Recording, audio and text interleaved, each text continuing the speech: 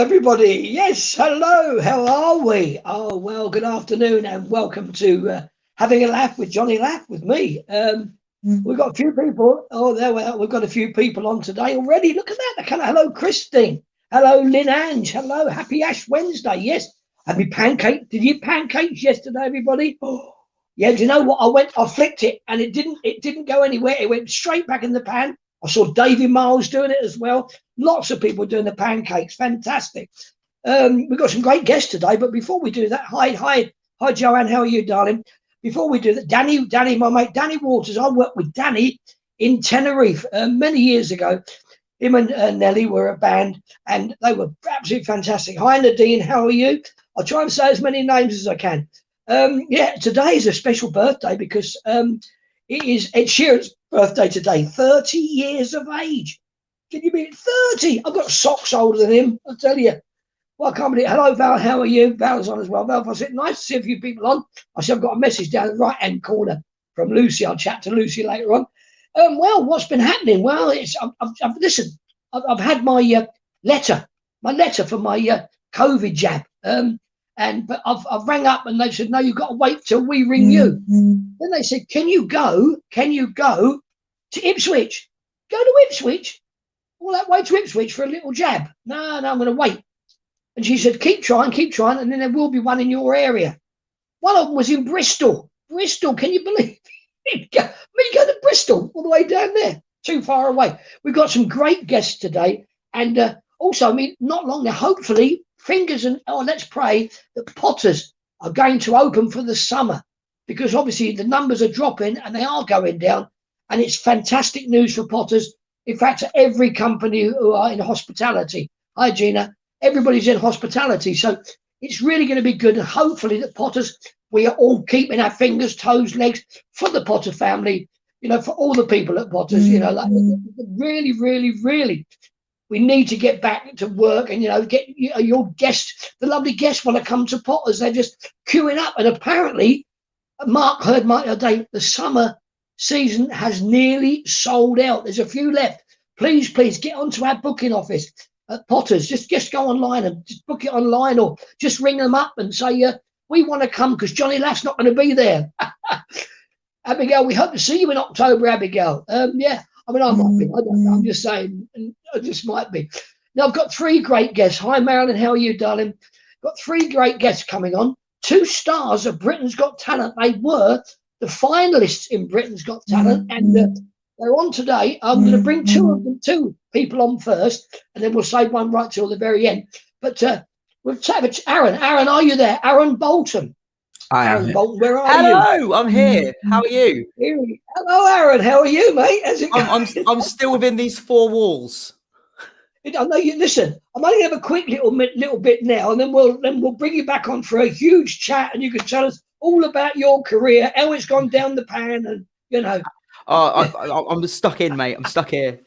Do you know what it is? Everybody's stuck in their house. I went out today, and honestly, I got a bit nervous. I thought, I don't know where I'm going because I've been out so long. It's just so. Wow. But listen, we'll have a chat later on, and it's great to see you on. Gloria says hello. Hi, Keith. Hello. How are you? Hello, everyone. Oh, look, it's all coming up. Look at the people. Look, Marilyn. Oh, there's so many. Look, lovely to see you, Aaron. See, they love you, Aaron. All the women, all the old dears. No young birds, though, is there? It's all the old ones who love you. That's fine. I get the same. Missed you. Lynn hasn't missed me. She just put missed you, Aaron. See what I mean? See, that's how it Johnny, works. mate, that's not fair, is it? It's not on, mate. Aaron, listen, I'll talk to you very soon, mate. I'll talk to you very soon. And we've got a few little bits surprise for you from Aaron. Right, we've got a young man who I had the pleasure of working with many, many, many years ago. And he was on Britain's Got Talent. And it's my pleasure to welcome from Britain's Got Talent. It is Steve Hewlett. Are you there, Steve? Yes. Hello, Johnny. Hello, Johnny. I'll tell you what, look at that big head. He's such a big head, that Steve Hewlett. Hello, Johnny. Oh, are you having a laugh? Steve, are you having a laugh? Steve, you've been locked down for far too long. Come on, camera.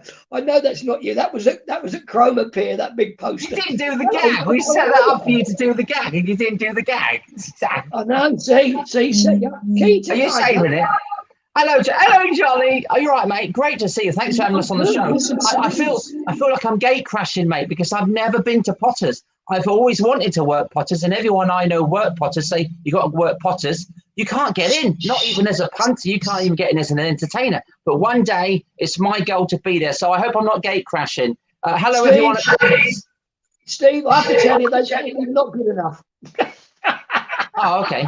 That's fair enough. Steve. Yeah, I've started doing ventriloquism, and I've got a dog. I've got a dog called Arthur Lager, and he's doing ever so well at Potters. He's not as old as because Steve. I mean, what a career! I mean, you've still got a career. You know what I mean? And you and I met when you were. I'm holding on to it. How old were you, Steve, when I first worked with you? Must have been about 17, 18 years of age. I was 19 when I first met you, and that was in the Isle of Wight, wasn't it? That was yes. Do you remember that Wycliffe Bay? Oh, White Bess, I do. Yeah, that was incredible. So, yeah, Les Constable, yeah, bless him, and he was the Ents manager, and I was there with a couple of my friends who are still friends with today, and I was on the Ents team. You know, I was 19. I turned 20 on that season, and you were one of the cabarets that used to come along and do the every other week, which is great to get to know you. You had the same hair, but it was just darker and curlier, wasn't it? You didn't have as many curls back then. You looked just like Mrs. Brown back then in '94, actually. Yeah, I was quite chubby.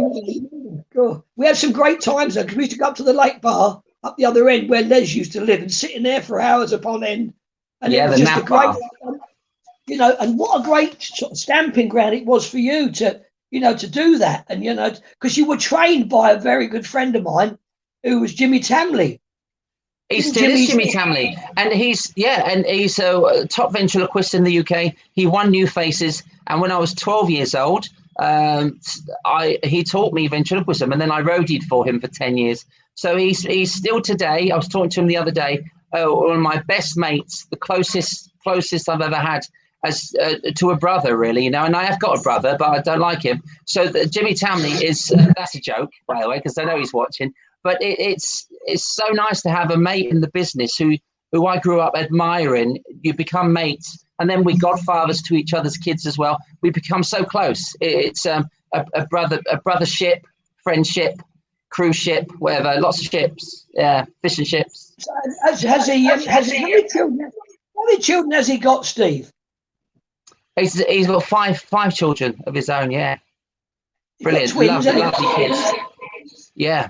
There's Eleanor, then there's Alice and Katie, Grace and Billy, and they're all so talented, all individually talented in their own ways.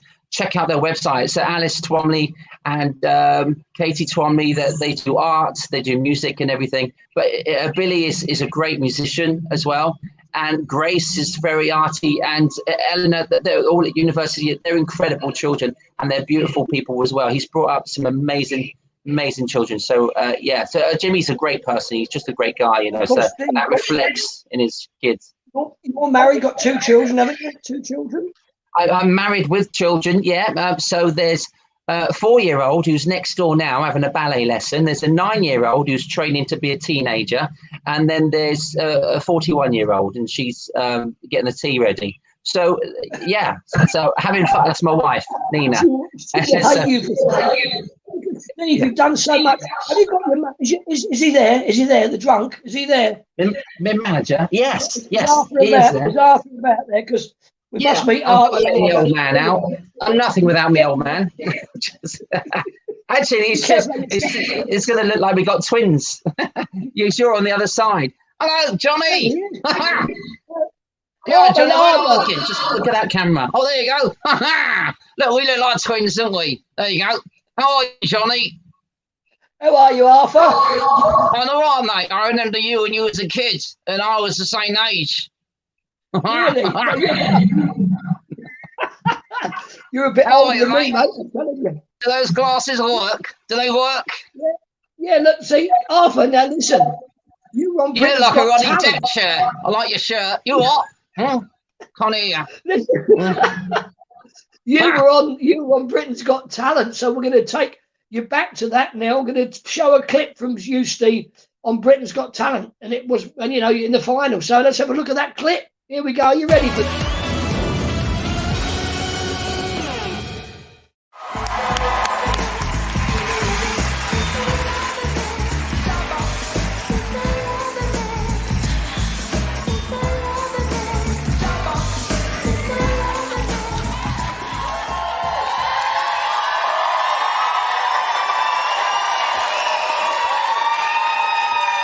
Thank you very much. Yay!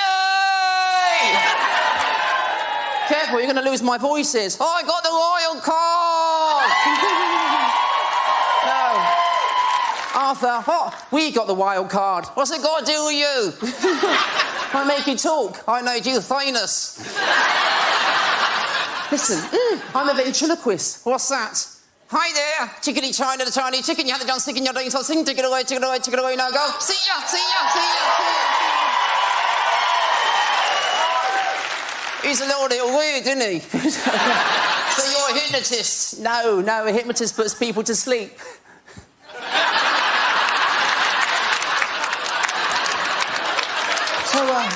So you missed Amanda this week? Yeah, I didn't think I was going to see you again, but you know what? She didn't call on me this week. What's Amanda been calling you? HD. HD, is that because we're on television and you're in high definition? No, it's because I'm a hot dummy. Oh, get in there. No, what are you doing? Stop it. Let me out. Stop it. Let me out. No, let Amanda in.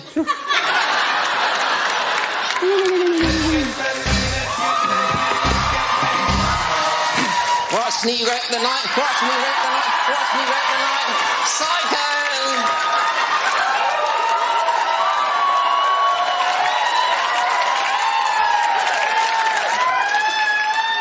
Simon, oh, not you. I thought I sent you home.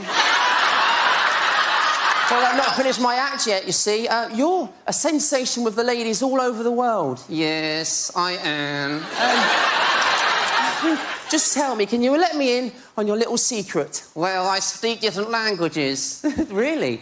Can you speak Spanish? Can you? No. How am I going to do it then? I'll tell you what.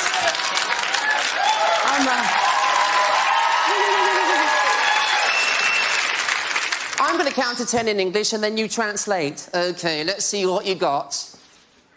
1, uno, 2, dos, 3, hang on. What? This isn't going to work.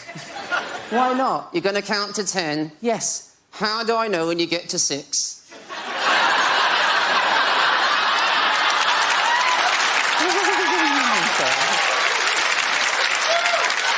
Is this going to hurt? No. Look at it. Amanda! Shut up, Louis. That's not Louis. No. It looks just like him. No, it's not him. Amanda, I got the oil ready. Okay. Simon, I'm a celebrity. Get me out of here.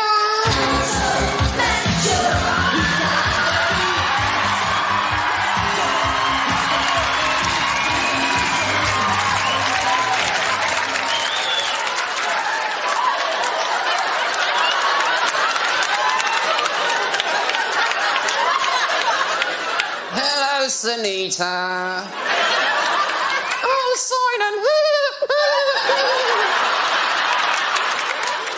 Listen to me. Yes. You two are always together. That's because we go together so well. Oh. We go together like da-da-da-ding-a-dong, together forever. Shoot-da-shoot-waddy-waddy-da-da-da-ding-a-dong. Chin-chin-chin-chin-chin-chin-chin. We'll always be as one. Whoa, whoa, whoa, whoa. And it's a big fat kiss. Unbelievable.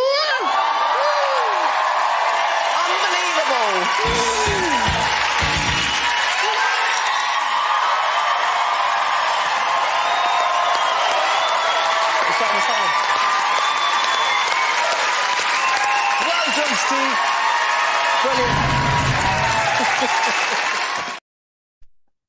How about that, Steve? Wow. wow. Incredible. It's really weird looking back at that, because a Saturday night, and you know what it's like, Johnny, doing Saturday night prime time with a live audience, and that was live to about 12, 13 million people. And I've never really had that opportunity apart from the week before to have the chance to showcase my act like that was incredible. And it's down to Nina, really. She taught me that little song at the end. I didn't know how to learn that. She taught me that. She gave me a lot of the ideas. The Sonita with the leaves, Nina gave me that idea. She came up with the Simon Cowell dummy idea. So it's down to my dear wife, Nina, that happened. But to put it all together, and I had 3 days to write that final in the end, because everything changed, because they wanted another celebrity character. And they always want Arthur Lager back. And so it's nice to see him back every time. So, yeah, I can't stand it, though. Because, Steve, you obviously do a lot for charity, and I'm going to tell the people about it, because you were like the Grand Order of Water Rats, which is a showbiz fraternity. The guys, they raise. I mean, I know quite a lot of the guys. I mean, I've worked with loads of them, and yeah, a lot of mutual friends. The celebrities you've got with it, and we've lost a few just recently, but you've got some TV personalities, radio presenters, like everybody, and so how did you come to get in the Grand Order of the Water Rats? It's an incredible thing. I always knew about it, and for about 20 years I worked with water rats, so I knew about them. I had a dinner in 1999. I had lunch with like David Lodge and Eddie Large and their wives, me and my fiance at the time, Nina. And David Lodge was an actor in the Pink Panther movies. He had his emblem on. And I asked him, I said, what's that you wear? And it's the water rats. So every time I'd be at a charity event, and growing up and working in summer seasons and things and meeting water rats, I'd always hear about it. And then when I was working in 2012, 2012 at Leeds City Varieties with Roy Hudd, and Roy was doing his Max Miller tribute, fantastic as he was. I've always loved Roy, but Roy saw me in 2010 in Thursford, so I'd met him previous. And Roy said to me backstage, he said, Steve, I'd like to make you a water rat. And a few people had mentioned it to me before, but you never, it does take, it's a long process. It takes a long time to get there. So I just went, okay, yeah, I'd love to be invited by yourself. Roy had put me forward. Roger de Courcy seconded me, which is amazing for a fellow ventriloquist to do that. And then I went in at the end of July 2014. 2 months after that, we celebrated 125 years, and all the water rats were invited to Buckingham Palace, and we met the Queen, we met Prince Philip. It was incredible. I introduced my wife to Her Majesty the Queen, and this is 2 months in. So I'm thinking, this is a wonderful experience, I even went to the toilet, and next to me was Amarillo, Tony Christie. It's just weird, the things that happen. Is this the way to go to toilet? Yeah. So. Did you take Arthur Lager with you, though? No, I do need both hands. So. Oh, do you mean, are you talking about the palace? Oh, yeah. Yeah. I thought you meant the toilet. Sorry. No. So, no, I don't take him wherever I go, Johnny. He's just the prop. You're nothing without the Hewlett. Isn't that right? Isn't that, Johnny? Yeah. He's no laugh without a dummy. Yeah. So, no, I didn't take Arthur, actually, because there was a few ventriloquists. Roger de Courcy was there at the palace. John Boucher was there. Alan Simmons. So, and we did take our characters. We took our wives with us, So, in a way, we still had a doll on our arm, which was nice. So, but did she sit on your lap? And did you go like, Her Majesty? Oh, Nina. No, Nina didn't. She enjoyed a little tipple. You got a little bit of wine and some canopies and stuff. But it was truly incredible. It was such a great experience. But I love being in the order because you get to put shows on, you get to be in shows. And, you're working with Rick Wakeman, you're working with Roy Hudd, all of these great people, Wing Calvin. There's so many, actors, like you say, singers, dancers, comedians, ventriloquists, magicians. It's an incredible order and charity to be part of. I'm so proud of that. That's just one thing that I'm part of, And in this business, you get to know so many people and you get invited to a lot of things as well. Just recently, I've become a patron of the Max Miller Appreciation Society. The headquarters are in Brighton. Yeah, so I'm learning a lot more about Max Miller now, and we're looking forward to getting out there and celebrating that, because I want to have a party now I'm a patron.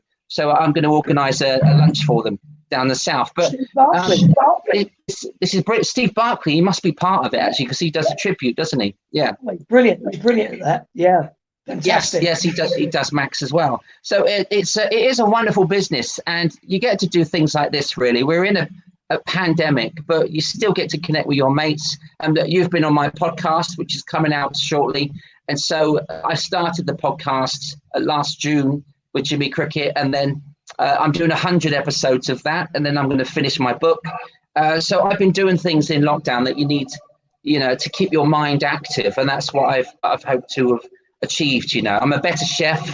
I'm not really the school teacher. Nina's done most of the homeschooling, but I do give her a hand and let her go out for walks and stuff now and again. So you take over and learn to be a unit again, family unit, without pulling each other's hair out too much. Because we're cooped up like my dummies, Now you know how I feel. Yeah, I know. I knew he was going to say that. Well, obvious. So it is so frustrating, but it's also been a wonderful experience for me to be home so much, as you know. It's been very difficult, but it's been really nice to be a dad and to be a husband as much as possible. But I have been in the office.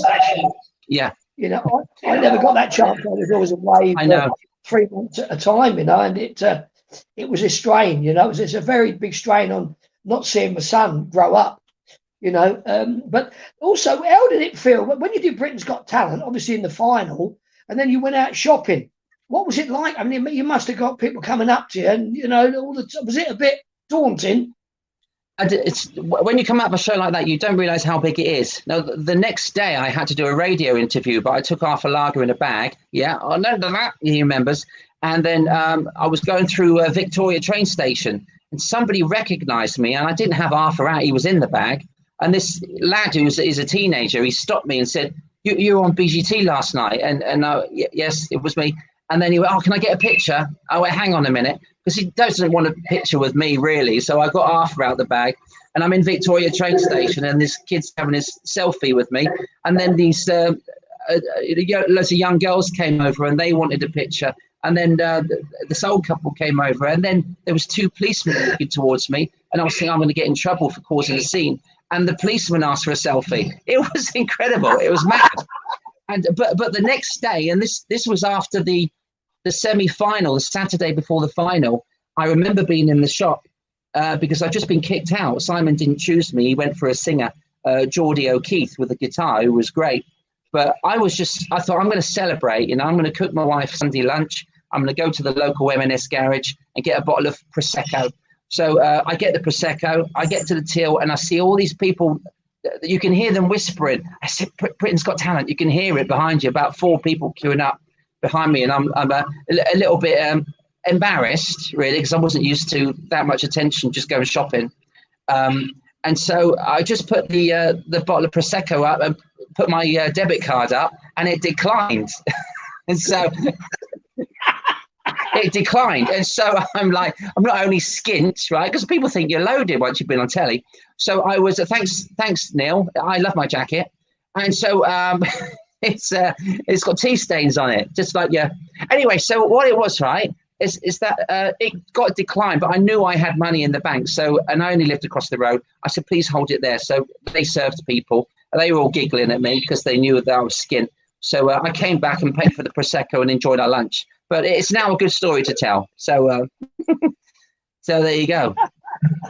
Danny Waters used to work with Danny. Oh, Danny. Steve. Danny Wood. Steve, it's been brilliant having you on today. Don't go away. I'll take you off now. Have a drink in the green room, and then I'll come back to you in a short while. Was there a green room? Right? I didn't know you'd build that. I'll go and look next door for that. Cheers, mate. Yeah, well, you have to say that. It's professional, see. Oh, I know. We'll give my best to Aaron and my best to Paul Burling. We're very good mates, me and Paul, but I need to get to know Aaron, who looks like an incredible talent, because I looked at rehearsal. So good luck with Aaron and all that. Thanks for having us on, Johnny. Hello, Johnny. I'll speak to you very soon, mate. Half a lager. Bye-bye. Cheers, mate. See you, Johnny. Cheers.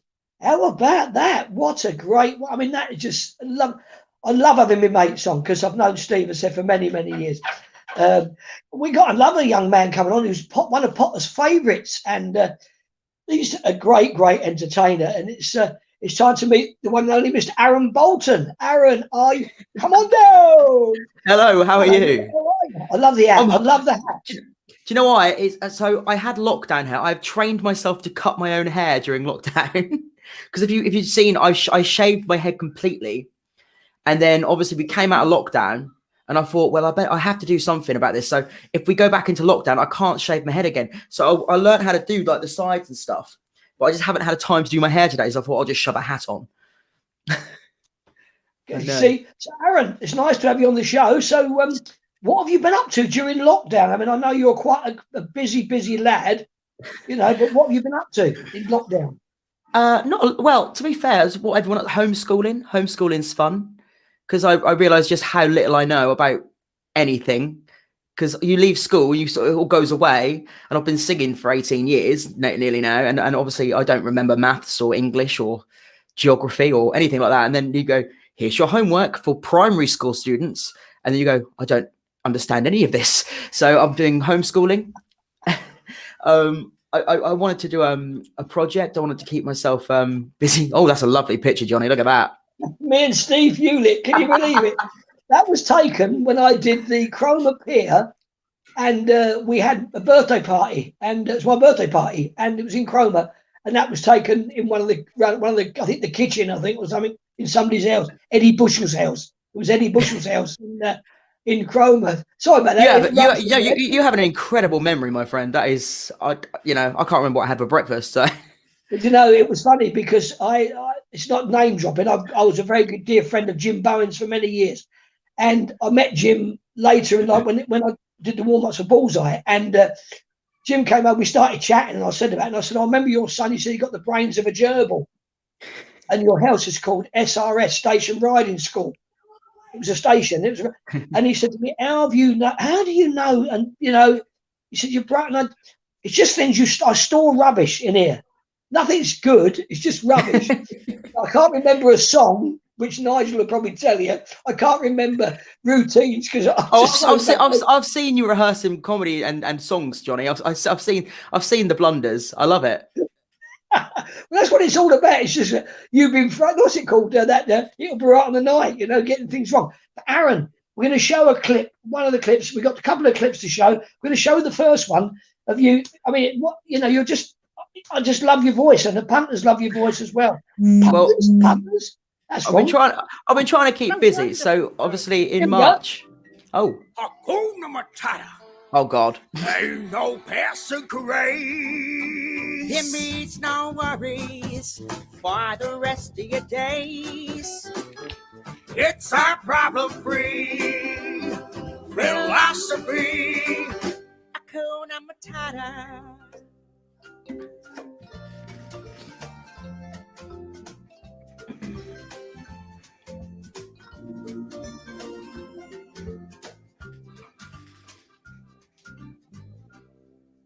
Why?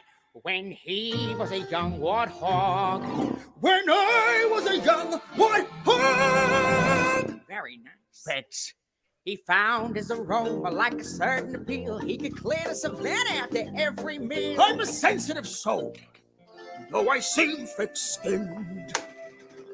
And it hurt that my friends never stood downwind. And oh, the shame was a shame. Put a change in my name. And lots in a name. When I got downhearted, How did you feel? every time that I... Come back. Not in front of the kids. Oh, sorry. Hakuna Matata. What a wonderful phrase. Hakuna Matata. Ain't no passing craze. It means no worries for the rest of your days. It's our problem-free philosophy. Hakuna Matata. Absolutely brilliant, Aaron. I mean, added 3 characters. Absolutely, because I remember you doing when I first saw you. One of the first things you did were Jekyll and Hyde.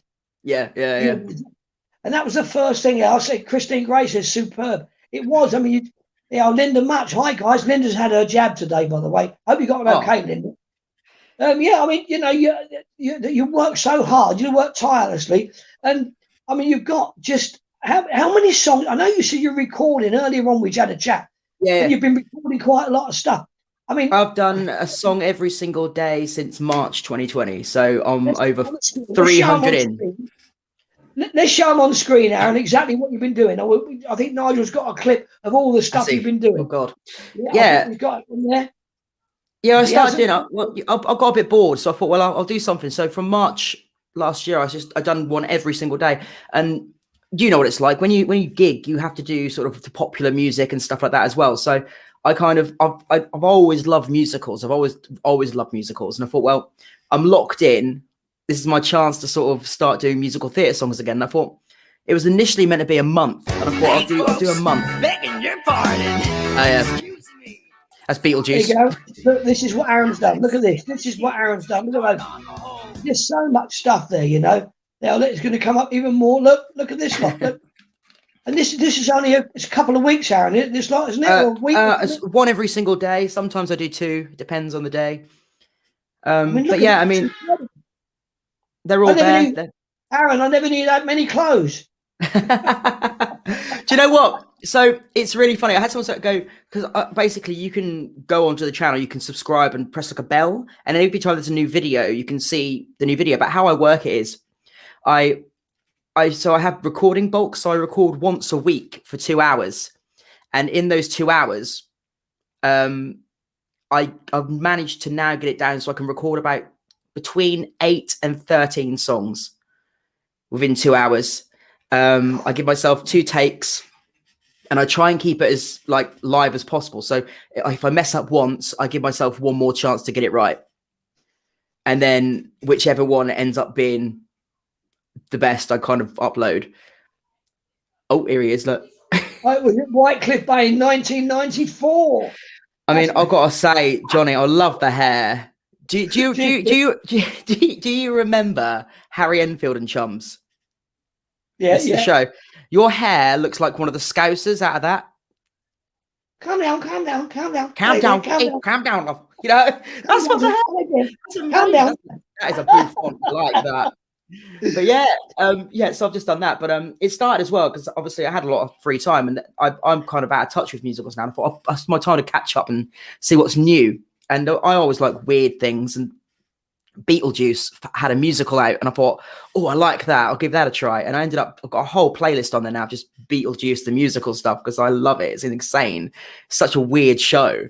And you've been at Potters for about 12 years, but prior to that, you were over in Salou working where I worked. I did RJP. Yes, I did. He put me in a different hotel every night doing gigs, and I loved it. The weather was. I had a fantastic apartment, you know. And I did stipulate. It was ever so funny because he laughed. I said, I need a washing machine. I need a satellite dish because I just can't go to. When I was in Mallorca, the place didn't have a washing machine, so I had to go into a laundrette. And I was in the laundrette, and the people had seen me the night before, and they went, "Oh, do you do your own washing?" I went, "Of course. Who's going to do it? I'm single, love. You know what I mean?" But you started RJPs doing close. I did RJP, yeah. No, I started as a singer. I auditioned as a singer. Went out there, and I learned stuff from the magicians out there. See how I were talking about how I memorize lyrics and scripts and stuff before we come on today, and I've always had an eye for that sort of thing and patterns, and all magic tricks are patterns. I'm like a magician's worst nightmare because I have to dissect something. So I'll see how something's done, and I'll go home and I will do it until I get it right. I'll go, I need to know how this is done. So I'm a worst nightmare for a magician. But yeah, Salou was insane. You obviously Mitzi Champagne, obviously. Yeah. Yes. I had the best. So poor Mitzi, bless him, he had a tooth probably taken out. And obviously, back in the day, obviously he didn't have any anesthetic. They just gave him a 2-liter bottle of vodka to numb the pain, right? So, and obviously, you're used to seeing Mitzi just dressed up in drag and doing his act and stuff. But obviously, you'd never seen a funnier sight than him just going, "I've been to the dentist. I've been to the dentist. I've had a tooth out." He went, "Aren't you meant to be working tonight?" He went, "Yes." And I just so many experiences like that. That was such a good time out there in Spain. He's a lovely, lovely man, and he lives down. Mitzi's fantastic. Wiltshire way now. But Aaron, obviously you've been doing so much stuff. Do you know what I used to tickle me? Because I did the tour with Frankie Valli. It's not name dropping again, but I did it, and I love it. And when you did Frankie Valli, when you did Frankie's guys with for David, you know, and you did the Frankie, and I said to everybody, you are so like Frankie. You know, I mean, not in the way he is, but the look and the sound. I mean, can you do that bit where you go? I could try. You know, it's been a while since I've done it. Hang on. We'll never go. I'll step away from the microphone, and the kids downstairs will wonder what the hell's going on.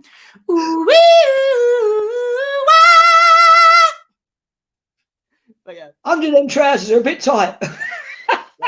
Well, no. The thing is, voices and stuff. I've always liked. Like you'll see with like the Beetlejuice stuff on the YouTube channel. If you go on there, I looked at the original and I tried to put my own thing on it as well. But doing the voice and stuff like that, I've always found it like a nice challenge to be able to do the different voices and adapt, because I hate it when they go, oh, you're this sort of performer, you're this sort of performer. And I think if you can adapt to something, and I think I don't believe in a vocal range. I think it's a muscle, and if you can train it enough, I mean, just being locked in and doing these musical theatre songs, I've managed to sort of extend my range higher than that now, and I can also do a lot lower. I done a Johnny Cash song a couple of days ago. And again, that's singing really, really low, but it's just adapting your voice. And that's something I always loved. So when we've done the Frankie's guys stuff, I think originally I was meant to be the understudy for Sean, because Sean's got a fantastic voice and he sings really, really high. My wild desire, I fell into a ring of fire. You got Robbie Williams then? Quick glance. I thought Robbie coming in. No, well, so this is the thing. So I try and record once a week, but I had the idea for, they've done a show called Ring of Fire on Broadway, which is a really great opportunity to sing a Johnny Cash song. And Nigel, who's controlling all this now, he always says I look like the guy who played him in the film. Played Joker recently in a film as well. What's his name? Oh yeah, I mean, Whacking Feet. Yeah. And I thought, I'll give that a go. So I've done that, and that was good fun. And so I try and extend the range and try and have a bit of fun with it. The whole point of doing a song every single day was that everyone's bored at home, and I thought, well, for 3 minutes of the day, if people want to come and watch me make an idiot of myself, they can just hop on and come and watch me make an idiot of myself, and it's just fun, you know. And it's also something that I think the kids when they grow up can look back on that and go, oh look, Daddy was an idiot, you know. You know, Aaron, listen, I'm going to bring you back on right at the very end, but listen, thanks for coming on today. Brilliant. Thanks for having me. Touched the surface. I mean, everybody out there loves you at Potters, and you know, obviously you've got more people there, and it's great to see you. And you're looking great. You know, put a bit of weight on. I have put a bit of timber on. I don't know. Frankie's guys superb. Aaron, they are. This is Frankie's guys superb. Aaron was the first last night at Terrace Bar I saw at Potters in 2011. Such a good voice. See, look.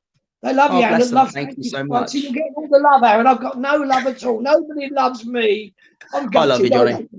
I love you, Johnny. I'll always remember your snakes, your hangman story. That's what I'll always remember, Johnny. And we'll tell them that at the end. I'll come back very soon, mate. You take care, and I'll speak to you soon. Cheers, Aaron. See you in a bit. See you guys. Thank you. Well, there's Aaron Bolton. Now we're going to. Now this is sort of live. And you can see I've got the same shirt on. But we had a young man on, and this guy was in the final of Britain's Got Talent, and we'll tell you all about it. It's Paul Burling. How you doing? What's your name? Paul Burling. Paul Burling? Yes. And what are you doing, Paul? Impressions. Brilliant. Good. I'm Paul Burling, I'm 40, and I'm a comedy impressionist, and I'll be doing some impressions today.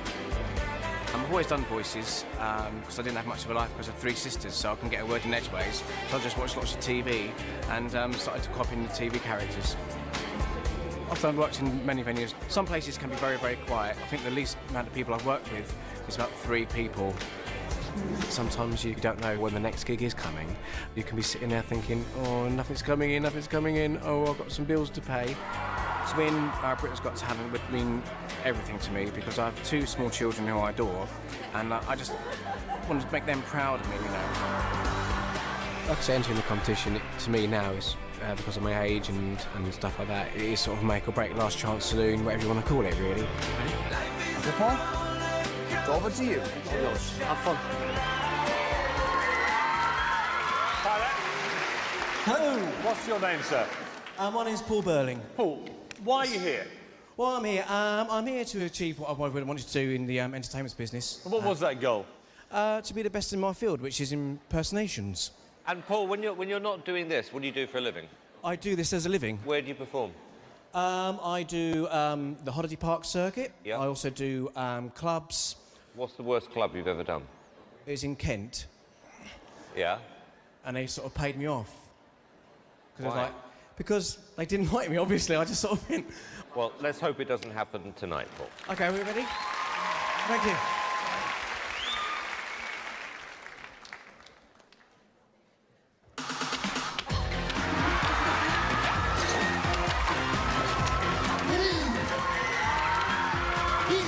Welcome to TV Burn.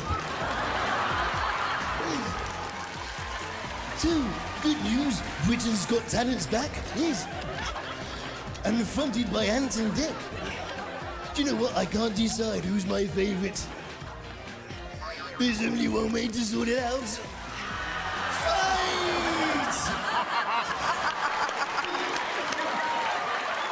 I love cartoons. Do we like cartoons? Yeah. Well, I've not got a lot of time left, so here's a few of my favourite. Here we go. Scooby-Doo, where are you? Oh, Raggy, I don't know. Scooby-Dooby-Doo. Oh, Popeye! Okay, Oliver. I'm strung to the finish. Today, on Having a Laugh with Johnny is a very, very good friend of mine who is actually a TV star. You can't believe, honestly, he's a TV star. I mean, look at him in that picture. Who does he look like? Don't tell me you're Brynner. But it is the lovely Paul Burling. Hi, Paul. How are you, mate? How's it going? I'm all right, mate. It's just nice to sort of speak to somebody else. Apart from the wife and the kids.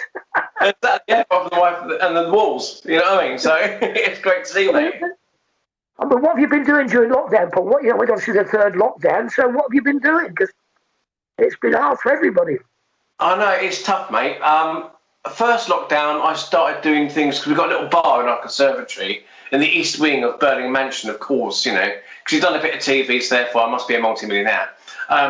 In the east wing, we have a little bar, and I started doing clap for the carers. So I used to remind people to clap for the carers. So I used to be stood behind the bar and do it as different characters. So it'd be like, just to remind people to clap for the carers.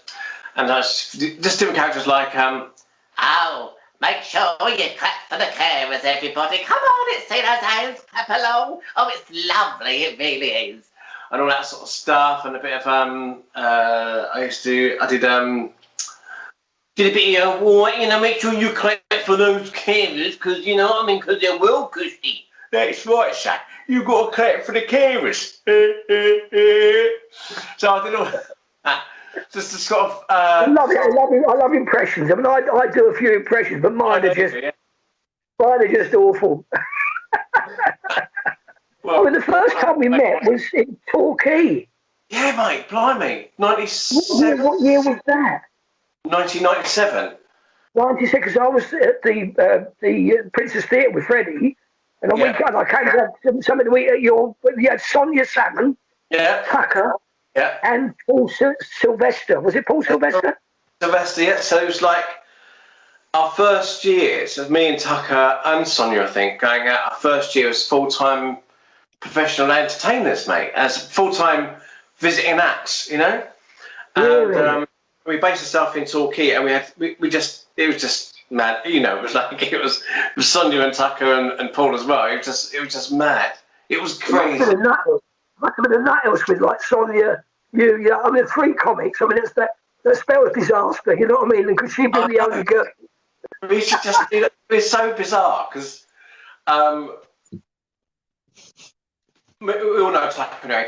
He's naturally a very funny man, as we all know, and Sonia's very funny as well. But we should just be like doing something really stupid, running around the house or doing really stupid stuff, and then we'll go, oh, we need to get some milk, okay, and we would like go blah, blah, blah, blah, blah, around the house, going blah, blah, blah, oh yeah, blah, blah, Open the door, just be normal, just completely normal.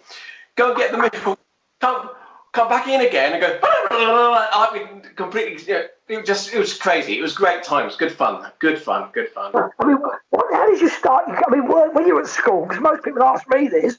When you were at school, did you have impressions of your teachers? Not because I'm from Hertfordshire. See, not a lot of people know this. I'm from Hertfordshire. See, and our teachers were very, very boring. Am I? I'm from Hertfordshire. What part of Hertfordshire are you from? I was born in Hitchin. Hitchin? Yeah. Where I was born? Go on. Codica. Well, we all have across the bit, mate. 7 miles down the road from Hitchin. I know, mate. You see, we could be twins or something. I know. You've got the hair. You must have come out first before it grew. Exactly, yeah, and I left it all behind me.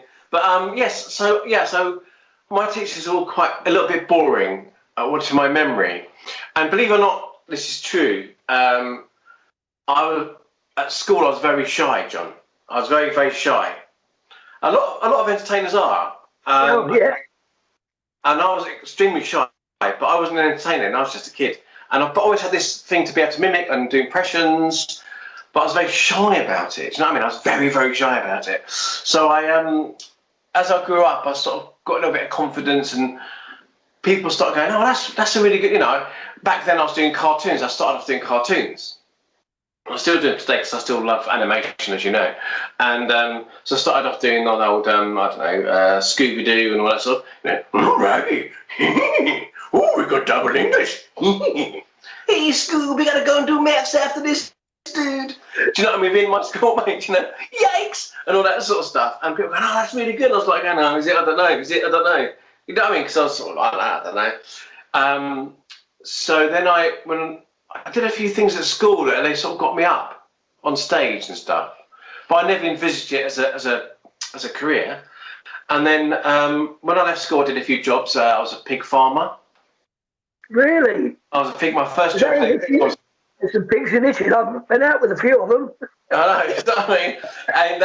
And there's a gag there, but I can't do it. But anyway, so yes, so I sort of did all sorts of jobs really, and couldn't find myself. I couldn't find my place really. So then I sort of left home at 18 and went off to work on the holiday parks in Hemsby at Seacroft. You must remember that.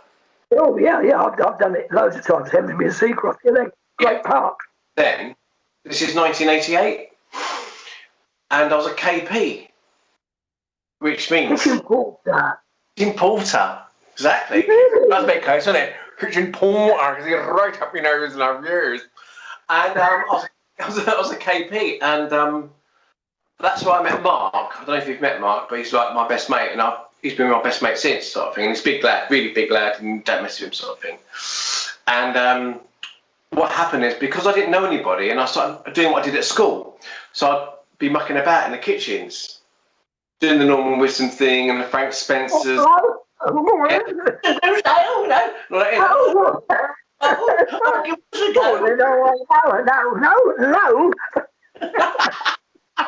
sort of did that, and then I got some friends like Mark and that, and then people in the that work there, the staff in the staff room, were going, "Yeah, Paul, do that impression of Duke," because Julian Clary had just come out.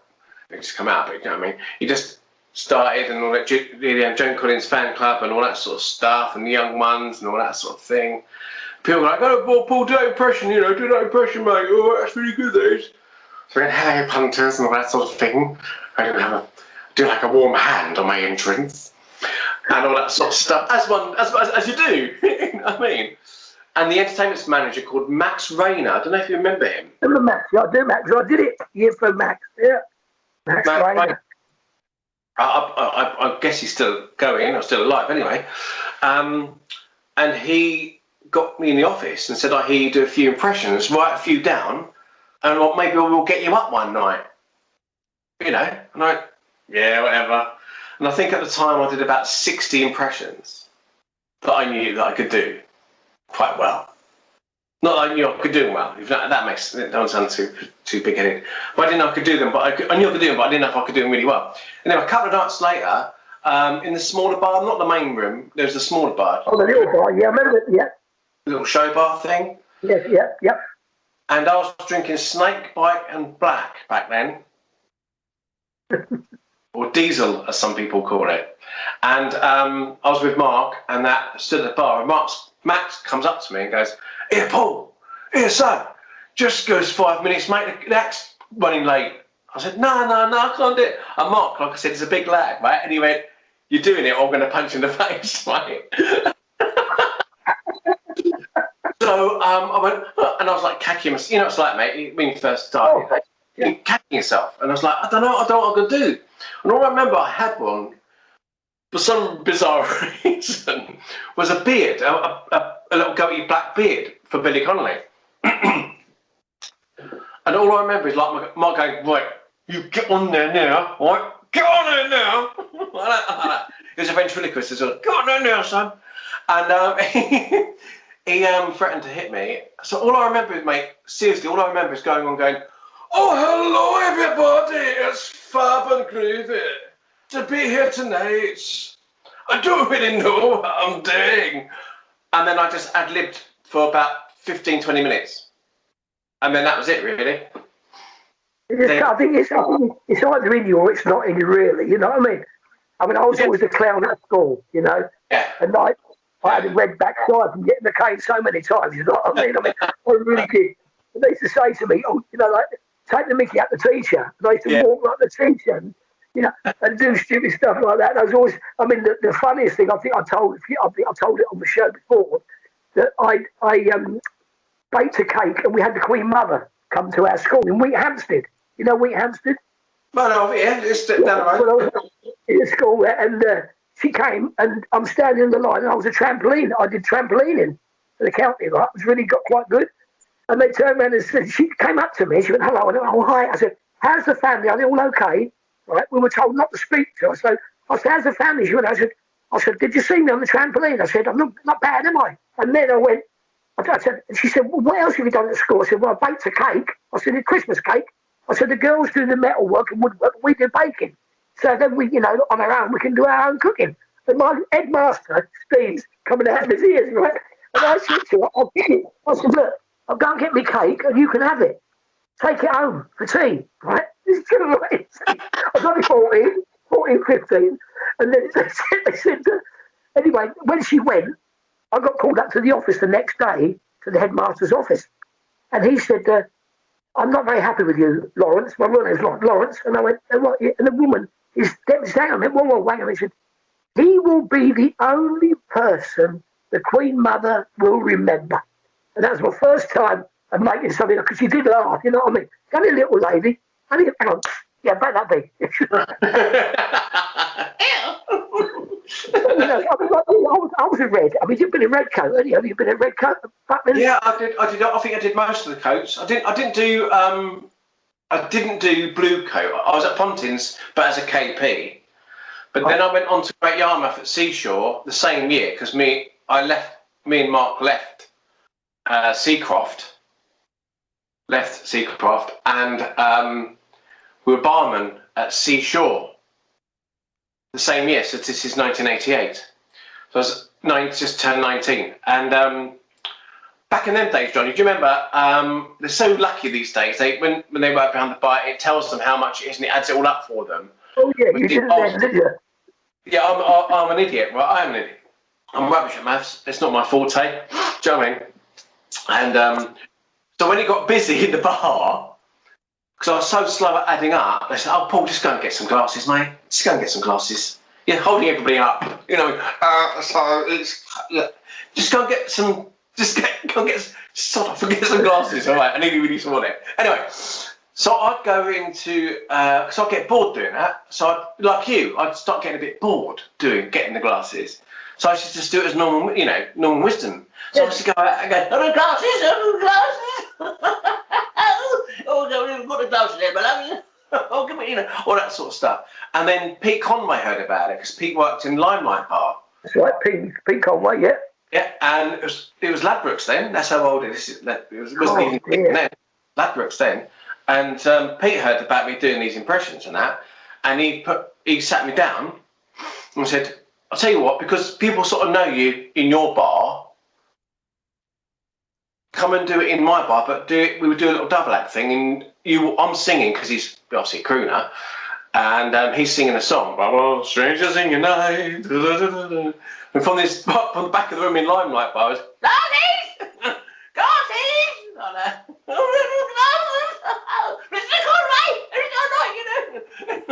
All that.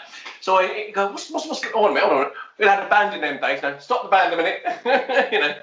And he'll go, what do you think you're doing? Oh, Mr. Go away! You know, good night, I'll never go. Oh, what are you doing? What are you doing? So it was that sort of double act thing, and then he'll go off, and I'll stay on, and he used to help me write stuff. And then the following year, I applied to be I was at Corton. Corton was my first season. Warners. But it was sort of Haven then, but it was still adult only. Oh yeah, I know. No, Warners always been Corton and Warners, and Hopton-on-Sea was Haven. That's right. So it was when Francis Lee was the general manager. Yeah, that was Corton. Yeah, so I was there. That was my first season down there. Yeah. You know something about Pete Conway? I mean, who is he? He's Robin Williams' dad, isn't he? I mean, yeah, Pete. So I owe him quite a lot, really, bless him. And so when I did all the BGT stuff, I did mention it, and it got in the newspapers and stuff. And the headline was, "It only takes a mimic girl." Oh, yeah. Because the nice thing is, I mean, you did all that. You did the summer seasons. You've done. I mean, you headlined down at Babacombe Theatre.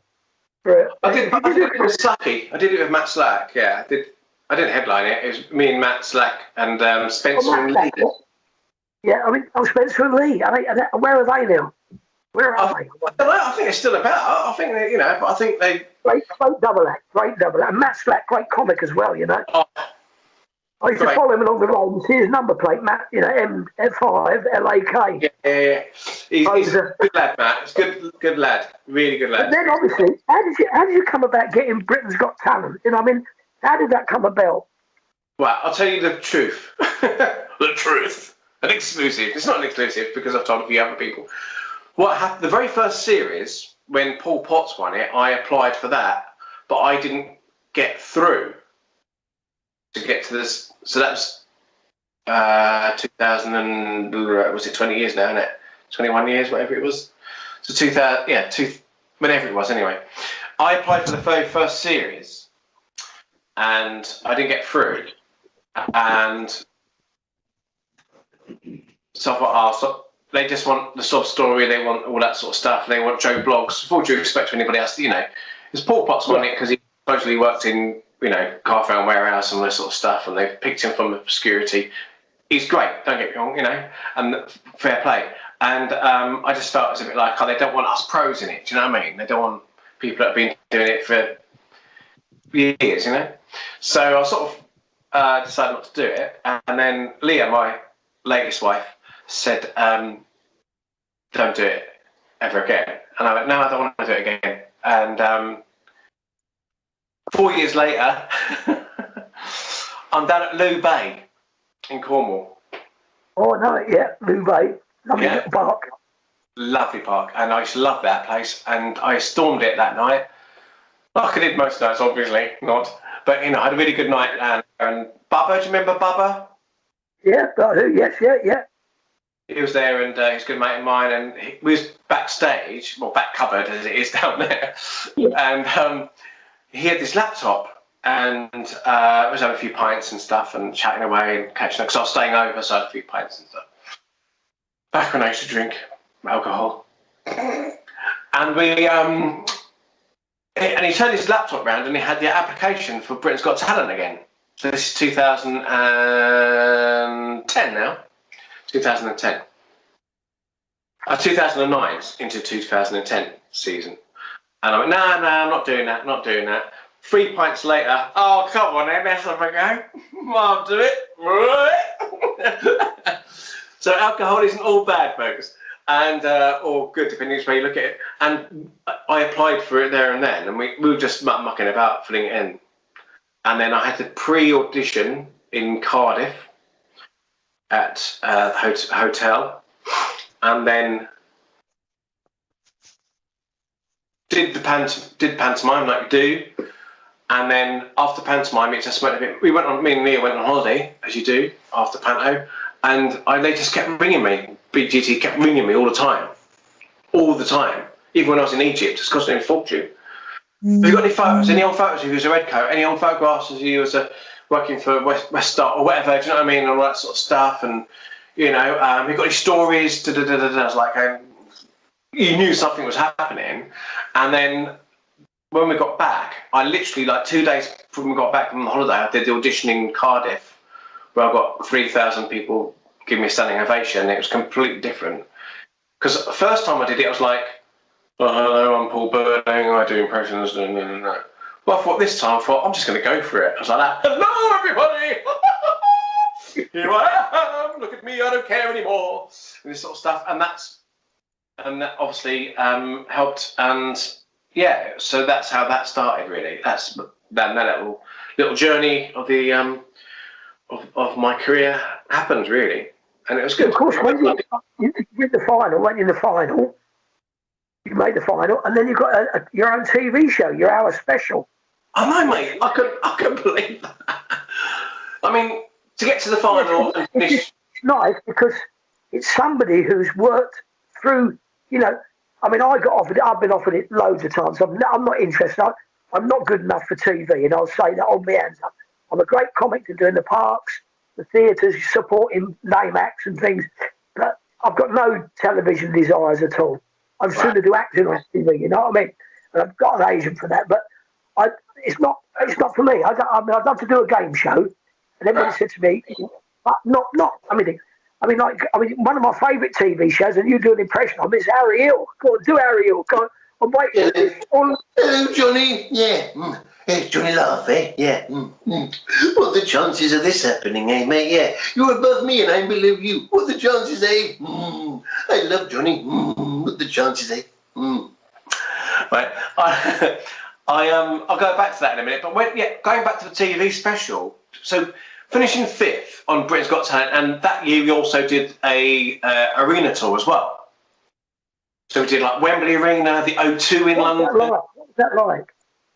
It was the easiest gig in the world, mate, because I had to do 5 minutes in the first half, 5 minutes in the second half, and then a walk down. And because they're there to see, it's different when you're there and as part of a show or on holiday park, you're just part of a show. But when they're actually coming to see you, it's different, isn't it? You know that. It's so different. I mean, they're actually paying to come to see you. They know what they're going to get. Do you know what I mean, roughly? And it was amazing, mate. I mean, to do the O2 Arena in London, it's like that. This is ridiculous. And going up to Scotland and over to Ireland as well, Northern Ireland and Ireland, it was just mind-blowing, mate. It was really weird because I was the only one that spoke to the audience. Because everybody else was either a dancer, a singer, or we had the dog act as well, obviously, as you do. And, do you know what I mean? And I was the only one that went, hello. Apart from Paddy McGuinness was the compere that year, who's lovely, who's absolutely lovely, really supportive. Hi, everybody, right here. Hello. Come on, Paul, my friend. Come on, mate. No liking, and all that sort of stuff. And he's a really lovely guy. And he's a lovely guy. But then I was the only one that spoke to the audience. So when I walked on, please walk in, my mate, Paul Burling. Come on, mate. That walk on. And I go, hello, everybody. Yes. Hello, Wembley. Hello. It's like, hello, Wembley. This is so exciting.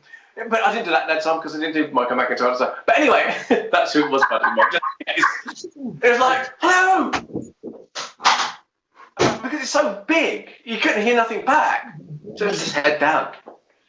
But it was great because they loved it, because they loved everything you do, because you were sort of doing your best bits from what you did on TV. Do you know what I mean?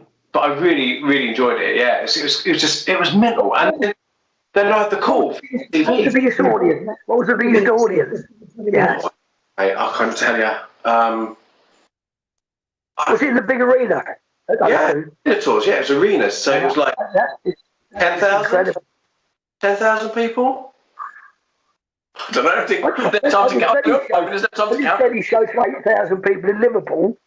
Yeah. And I was talking, and the guy backstage is going like this, because they got monitors all the way down, and they weren't on the feet. You think you've got it down, haven't you? They can hear you. They can sort of hear you at the back, at the front before they hear you at the back. So it's like... Yeah, exactly. So then I had, when I was down in London, so we did Wembley Arena. It was very bizarre. And then we had a couple of days off, and then we had to go and do O2 in London, right? As you do.